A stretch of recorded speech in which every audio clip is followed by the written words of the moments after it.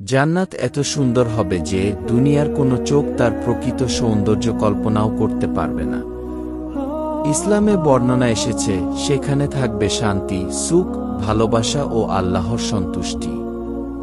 কোনো কষ্ট, ভয়, দুঃখ বা মৃত্যু থাকবে না। রাসূল বলেছেন, জান্নাতে এমন সব নিয়ামত রয়েছে যা কোনো চোখ দেখেনি, কোনো কান শোনেনি এবং কোনো মানুষের অন্তরে কল্পনাও আসেনি। সহিহ আল বুখারী ও সহিহ মুসলিম। জান্নাতের সৌন্দর্যের কিছু বর্ণনা।